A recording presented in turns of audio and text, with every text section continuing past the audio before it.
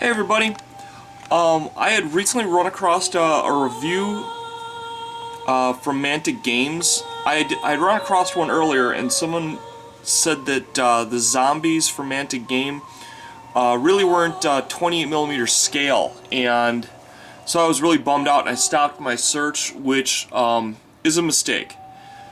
If anything I've learned from this experience is don't trust one person's opinion. I'm usually a pretty, I believe people when they say something, you know, I take them at face value. That's the way I am. In this case, my source was wrong. They had said that the Mantic Games zombies, which you can see a figure example right there, are not 28mm scale, and then I had managed to see a review with it next to a Space Marine. It was same height as a Space Marine.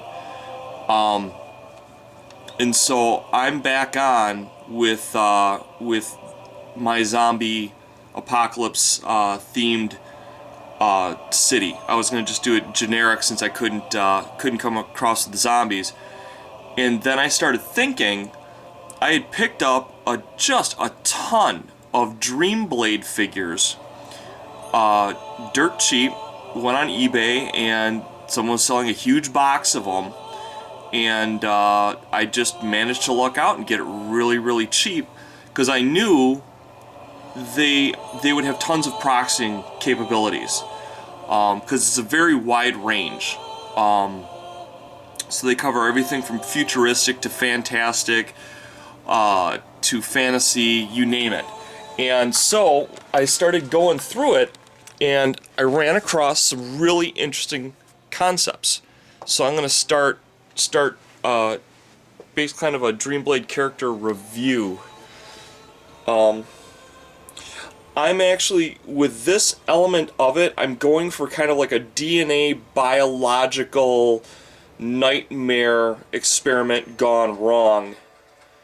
At least this element of the kind of zombie apocalypse thing, this is more of like a genetic apocalypse situation.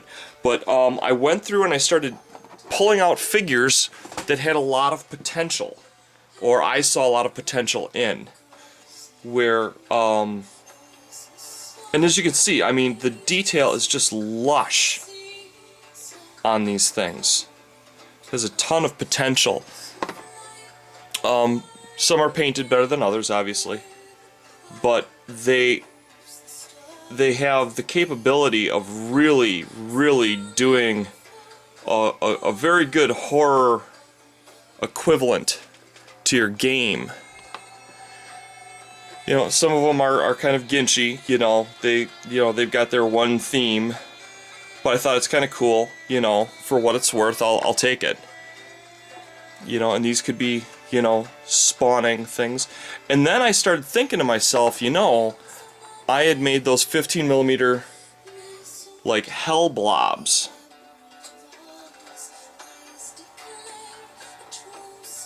From Weld Splatter, and I thought that these would be a good thing to generate from these, and like zombies, as you kill them you can just keep regenerating them from these egg sac locations that you could have inside your city that your team is sent to annihilate.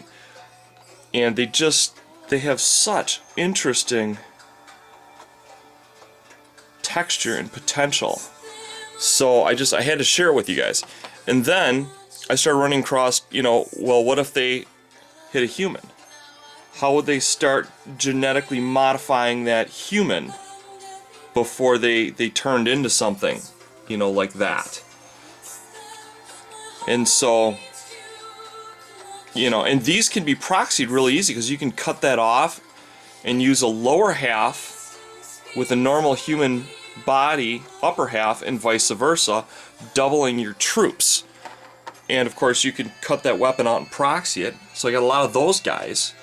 And then these guys are your perfect zombies, but they're the perfect hybrid between the genetic nightmare kind of concept I'm working with, because they've got all these worms and stuff in the back. Very freaking cool. And then as it gets worse, they just modify into a complete sentient pile of carnivorous worms. And then there are just more like, you know, people that just turn into like genetic piles, you know. There's a version of it.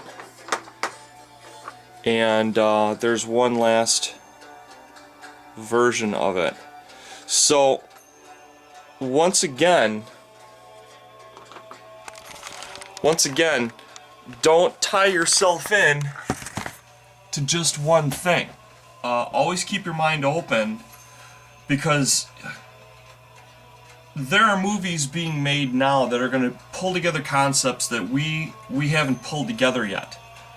So these are always going to expand. They're always going to merge.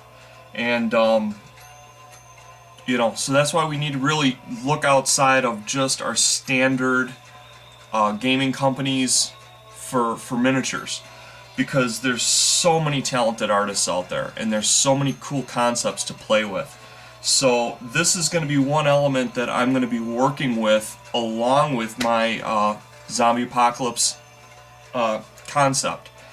And I was looking through for tabletop warfare rules, and there wasn't nearly as many as I thought there were.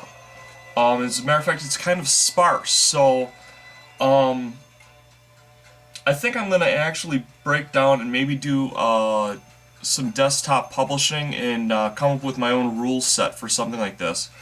I think it'd be a lot of fun. Let me know what you think about the figures. Let me know what you think about the idea of coming up with a set of rules. And I'll talk to you guys later. Love you. Bye-bye.